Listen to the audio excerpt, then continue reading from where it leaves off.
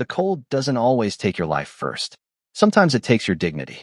The wind screamed between the rusted cargo towers of Dock District 9, carrying needles of frozen dust through the narrow streets. Neon signs flickered weakly behind sheets of drifting ice crystals, their colorful glow swallowed by the storm gathering over the city. Above, massive freighters hung in the dark sky like silent mountains, their engines humming with a low mechanical vibration that seemed to shake the entire district. The temperature had already dropped below 10 degrees Fahrenheit, and every weather station in the colony was warning that the worst of the storm was still hours away. Most people had already disappeared indoors. Storefront shutters rattled closed. Transit stations filled with commuters eager to reach shelter. The city was preparing for another brutal winter night on Arinder Prime. Nobody noticed the young alien woman struggling across the street. Nobody except Ethan Walker. Ethan stood beneath the awning of a maintenance depot, wiping grease from his hands with an old cloth as he finished his shift. At 38, he had spent nearly a decade repairing life support systems, docking clamps, and cargo elevators for the colony. It wasn't glamorous work, but it paid enough to keep food on the table and heat in his apartment. Most days, that was enough. He was reaching for his jacket when something caught his eye through the blowing snow. A figure moving against the wind. Slowly, unsteadily. At first, he assumed it was another worker heading home. Then he noticed the way she walked. Each step looked painful, deliberate, careful, like someone trying very hard not to fall. Ethan narrowed his eyes. The woman's silver hair whipped violently around her face as she crossed the avenue. Her coat was thin, too thin for this weather. One hand clutched a small white package tightly against her chest. The other shielded her eyes from the storm. Then he saw her feet. Bare. Completely bare. Ethan straightened immediately. The cloth slipped from his fingers. The alien woman stumbled forward, catching herself against a transit pole before continuing. Her pale blue skin stood out against the gray snow swirling around her. She couldn't have been older than her early 20s. And yet there she was, crossing one of the coldest districts in the city without boots, without thermal protection, without even socks. The sight made no sense. Nobody survived Arinder winters by choice without proper gear. Nobody. Ethan stepped away from the doorway. What the hell? He muttered under his breath. The woman continued down the block. The package never left her hands. Whatever was inside seemed more important to her than the freezing pavement beneath her feet. A sudden gust slammed into the street. Snow exploded through the air. For a moment she disappeared behind a curtain of white. When the wind eased, Ethan spotted her again nearly 50 yards away. She took 3 more steps. Then 2. Then 1. Her legs wavered. The package slipped slightly in her grip. And before anyone nearby could react, the young woman collapsed gently onto one knee beside the curb. Ethan was already moving. The storm howled louder overhead as he crossed the street, his heavy work boots crunching through fresh ice. Traffic lights flashed yellow warnings through the haze. Somewhere in the distance, emergency weather sirens began their low, mournful call. The city was bracing for a dangerous night, but Ethan's attention remained fixed on the figure ahead, because lying half-buried in the snow beside her hand was something even stranger than the fact she had no shoes. It was a small printed receipt. One corner fluttered in the wind. Ethan reached it first. He bent down and picked it up. The paper was damp and creased, but one line remained perfectly readable beneath the fading ink. Item purchased, winter survival boots. Ethan stared at the receipt, then at the young woman, then back at the receipt again. The storm continued to darken the sky above them, and for reasons he couldn't yet explain, he suddenly had the feeling that those missing boots mattered far more than anyone realized. The receipt trembled slightly in Ethan's hand as another blast of icy wind swept through the street. Winter survival boots. The purchase timestamp showed less than 3 hours earlier. He looked down at the young woman again. Snow was already gathering on her silver hair and shoulders. The small white box remained pressed tightly against her chest, even though her eyes were closed. Whatever was inside, she had protected it until the very last second. Ethan crouched beside her. "Hey," he said gently. "Can you hear me?" For a moment, there was no response. Then her violet eyes fluttered open. Confusion crossed her face first, then alarm. Her grip immediately tightened around the box. "The medicine," she whispered. Her voice sounded dry and exhausted. Ethan nodded. "You still have it." Relief washed across her expression. Not relief for herself. Relief for the package. That detail bothered him more than he expected. Most people worried about themselves when they collapsed in a snowstorm. This girl had worried about whatever was inside that box. She tried to push herself upright. The attempt lasted less than 2 seconds before her legs trembled again. Ethan extended a hand. Easy. She hesitated before accepting the help. Her skin felt ice cold through his gloves. Thank you, she said quietly. I am fine. Ethan glanced at her bare feet, standing directly on frozen pavement. No offense, but I do not think fine means what you think it means. A faint spark of stubbornness appeared in her eyes. I have walked farther. Without boots. She looked away. That told him enough. The sirens echoed louder through the district. Emergency broadcasts flickered across nearby screens. Severe weather warning. Thermal shelter advisories active. Citizens encouraged to remain indoors. The storm was arriving faster than expected. Ethan folded the receipt and slipped it into his jacket pocket. Do you have somewhere to go? The young woman nodded. Home. How far? Not far. The answer came too quickly. Ethan had spent enough years around people to recognize one when he heard it. Home was probably much farther than she wanted to admit.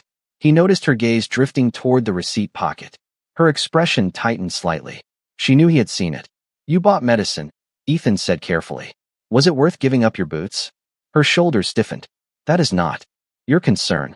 The answer carried no anger. Only pride. The kind that survived even when everything else became difficult. Ethan respected that.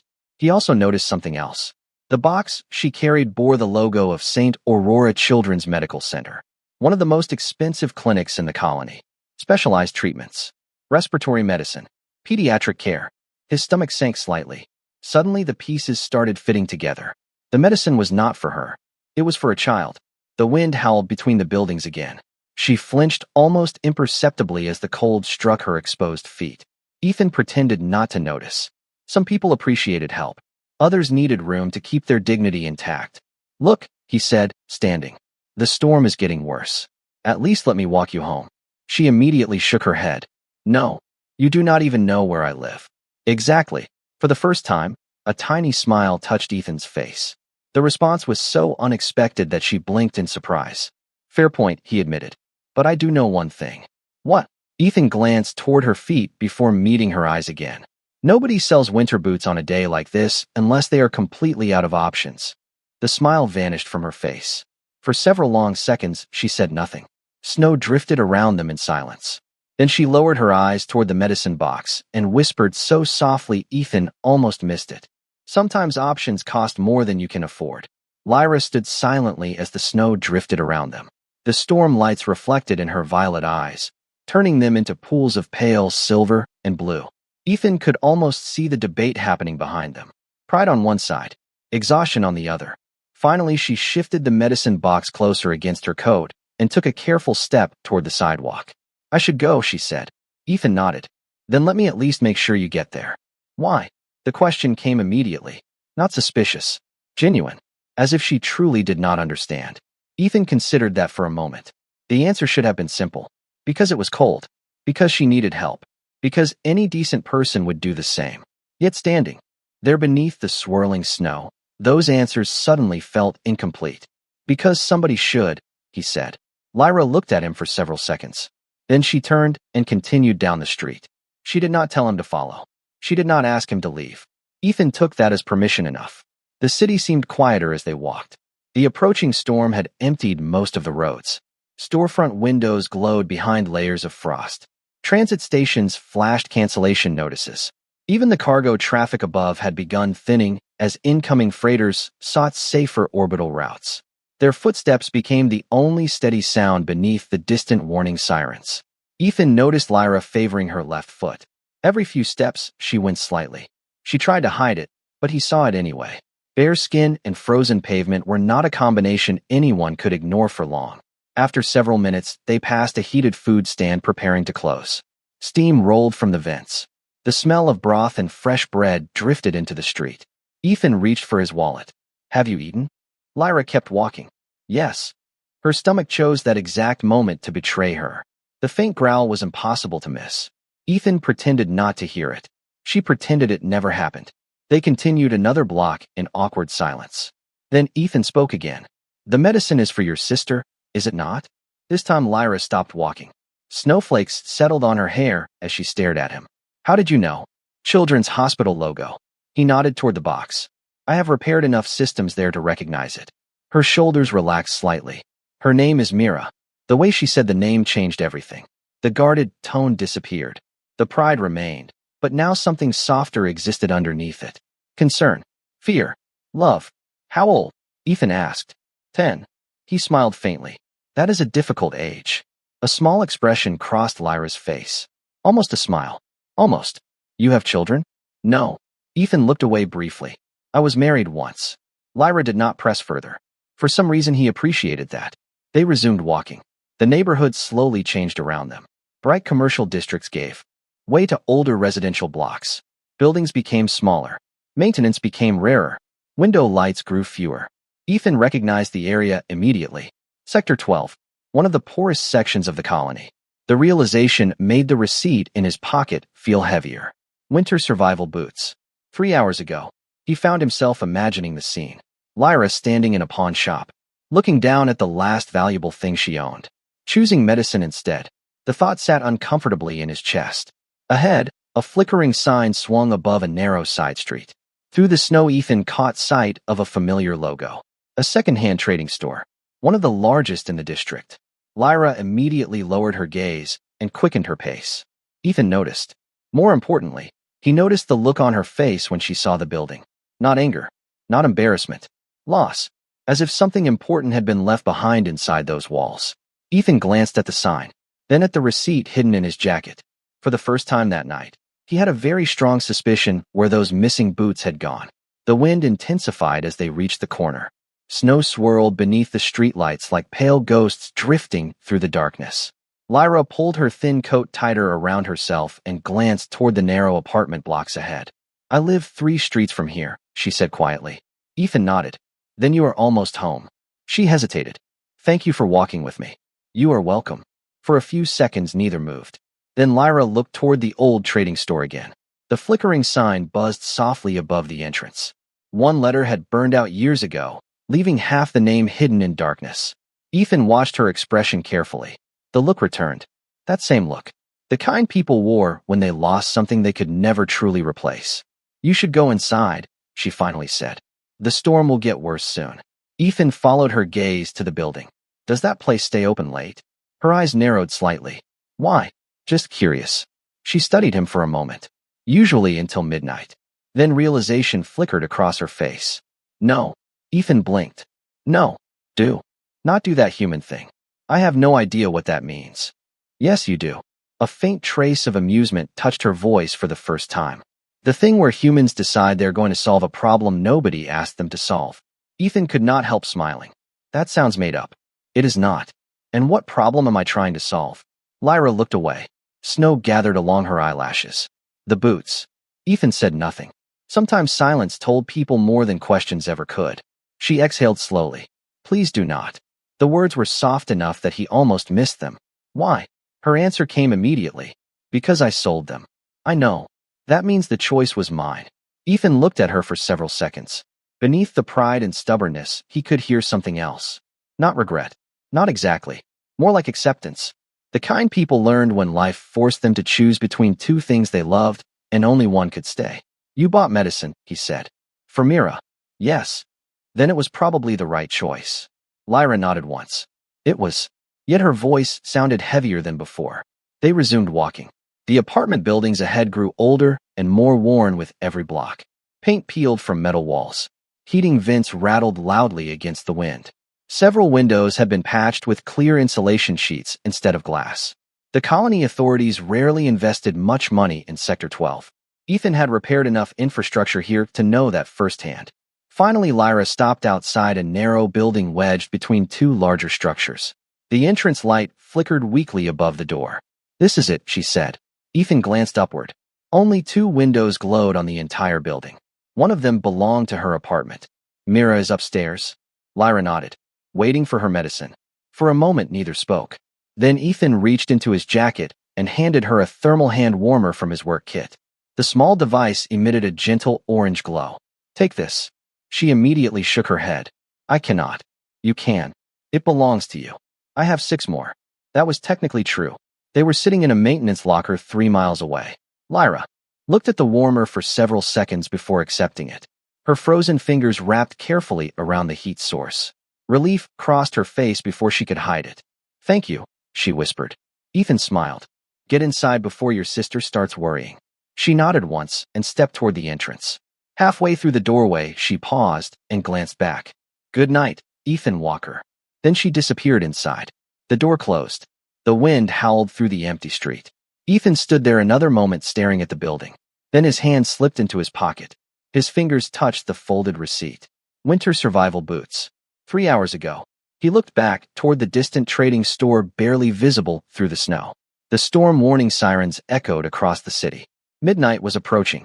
Without another word, Ethan turned away from the apartment building and started walking back toward the glowing sign in the darkness.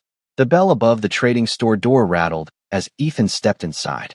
Warm air mixed with the smell of old machinery, recycled fabric, and synthetic coffee.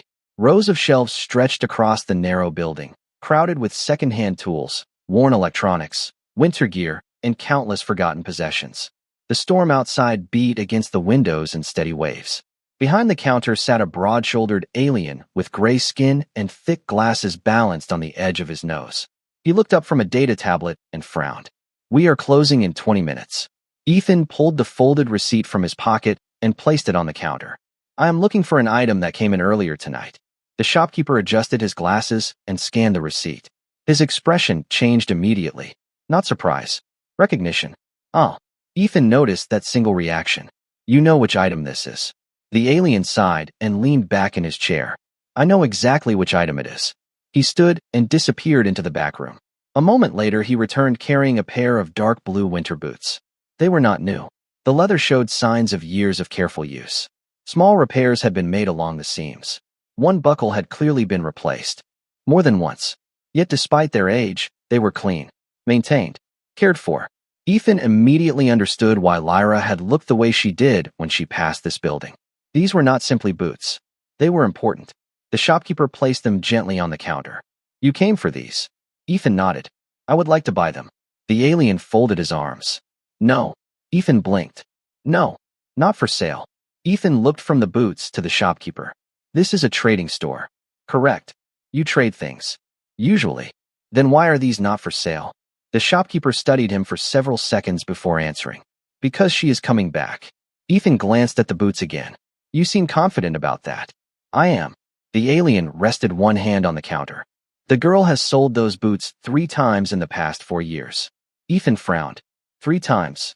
Every time something goes wrong. The alien's voice softened slightly. "Medical bills. Rent shortages. Emergency repairs. She always finds a way to buy them back." Ethan looked down at the worn leather. Suddenly the repairs made sense. The care. The condition. These boots had survived because somebody refused to give up on them. "Family heirloom?" Ethan asked quietly. The shopkeeper nodded. "Her mother's." Silence settled between them. Outside, a powerful gust shook the windows. Snow scraped across the glass like handfuls of sand. Ethan stared at the boots for a long moment. Then he reached for his wallet. "How much?" The alien immediately shook his head. "That is not the point." "Maybe not." Ethan pulled out a credit chip and placed it on the counter. "How much?" The shopkeeper stared at him. "She sold them for 80 credits. Ethan entered a number. The display on the chip lit up. 800 credits. The alien nearly dropped his glasses. "That is 10 times the value." Ethan shrugged. "Then I suppose everybody wins." The shopkeeper looked at the credit chip, then at the boots, then back at Ethan. "You do not even know her." Ethan glanced toward the storm beyond the window. Somewhere across Sector 12, a young woman was sitting beside her little sister with a box of medicine and frozen feet. "No," he said quietly, "but I know what she chose." The alien remained silent for several seconds before finally sliding the boots across the counter. "You humans are strange." Ethan smiled faintly as he picked them up. "I hear that a lot." The boots felt heavier than they should have as Ethan carried them through the storm.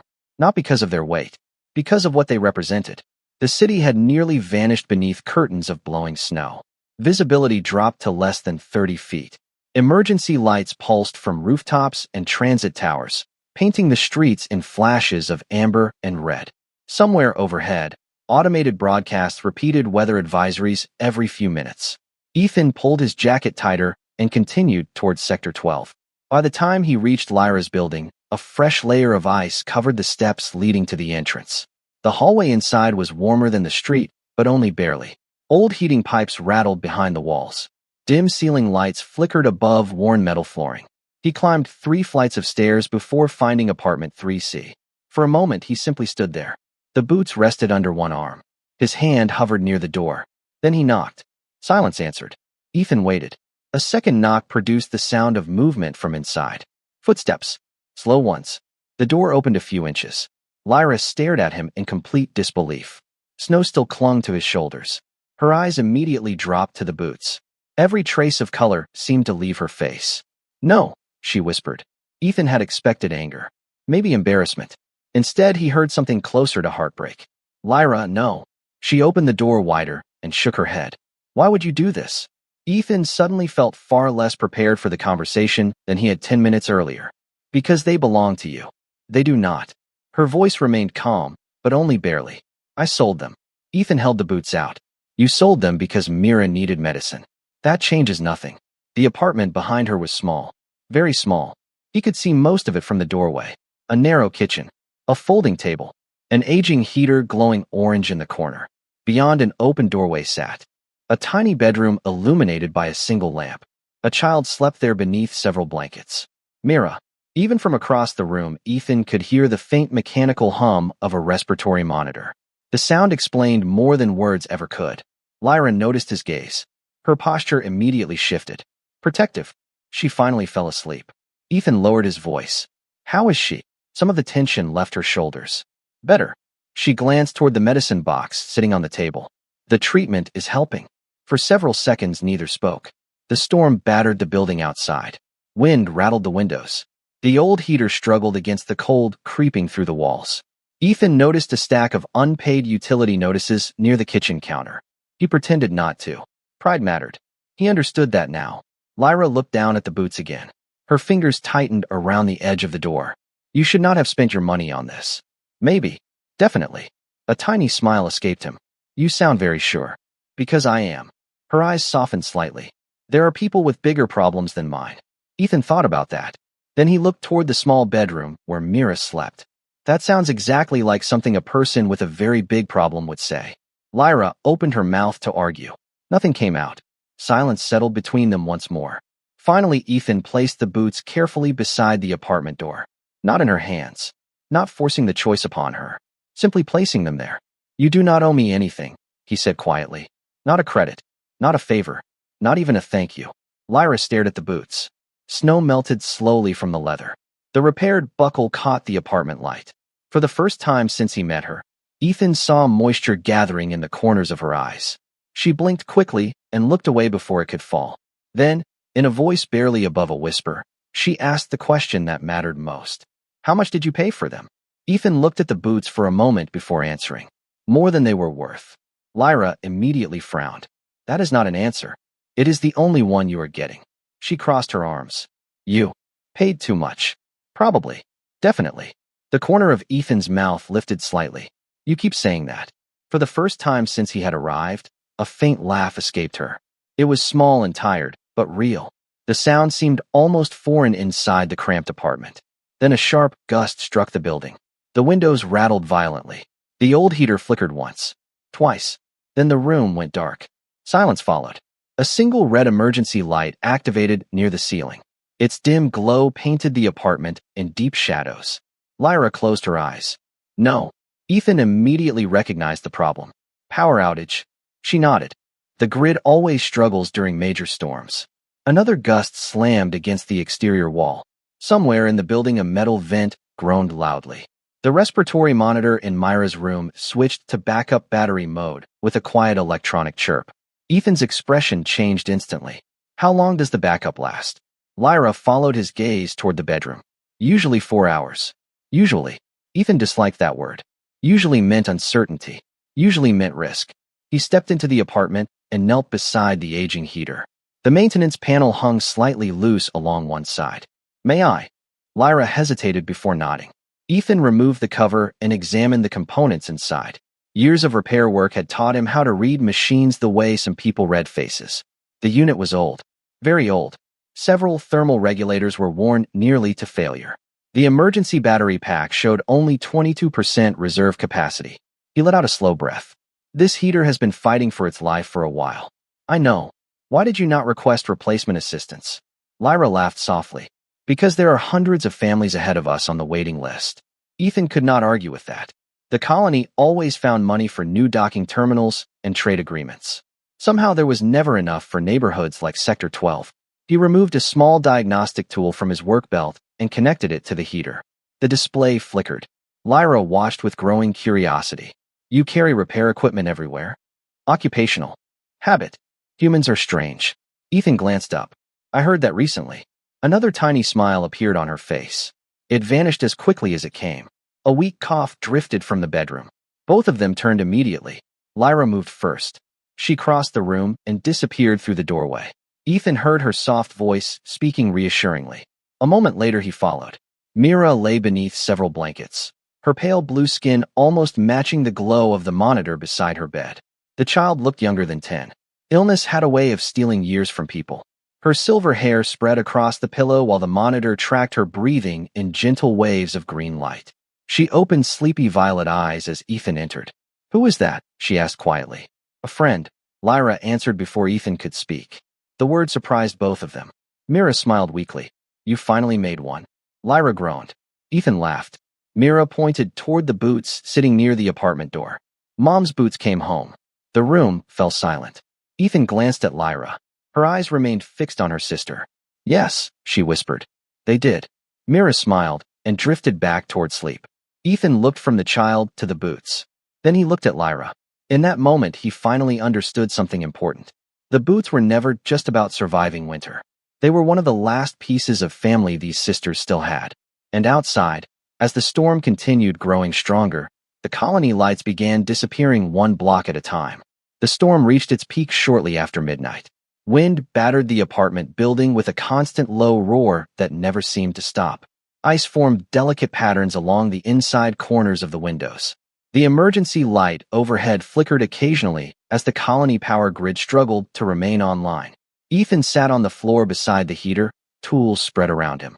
The old unit hummed louder now, not because it was healthy, but because he had convinced it to survive a few more hours. Sometimes that was the best a technician could do.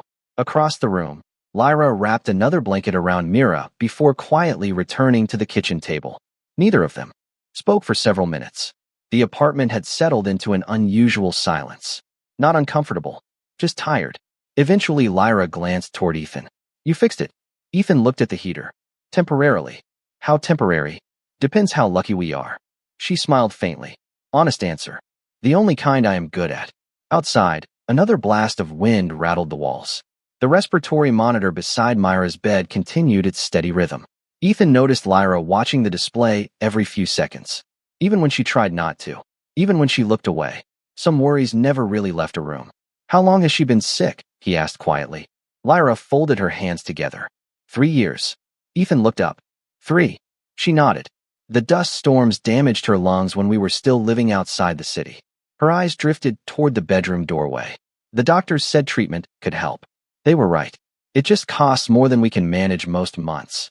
Ethan did not know what to say to that, so he said nothing. Sometimes silence respected pain more than advice ever could. Lyra studied the boots near the door.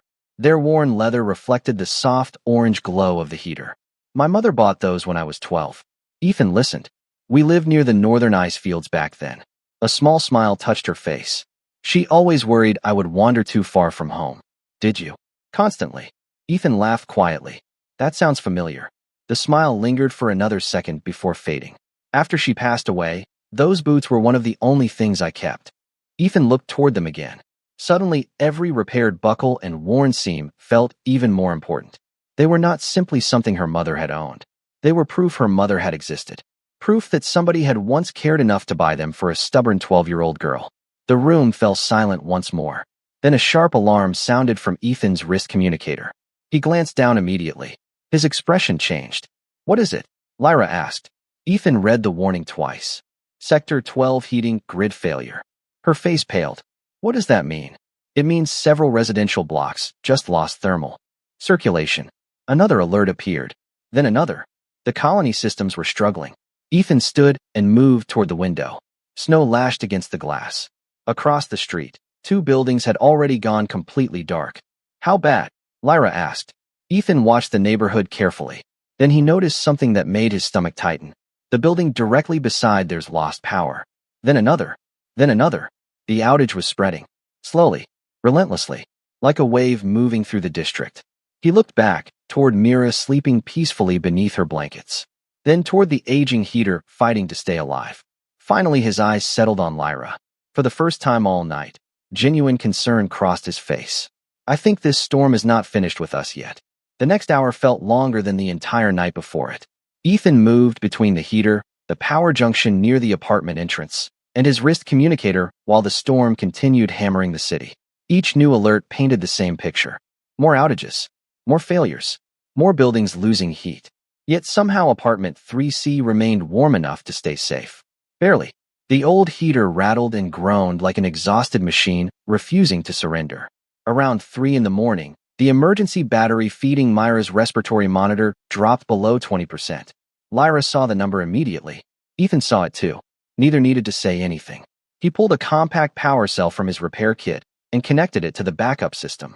The monitor stabilized almost instantly. Lyra stared at the display, then at him. You carry spare medical power cells? Ethan shrugged. Not exactly. It was supposed to run a cargo sensor array. And now it has a better job. For a moment, she simply looked at him. No arguments. No protests. No pride standing in the way. Just quiet gratitude. Outside, darkness slowly began giving way to dawn.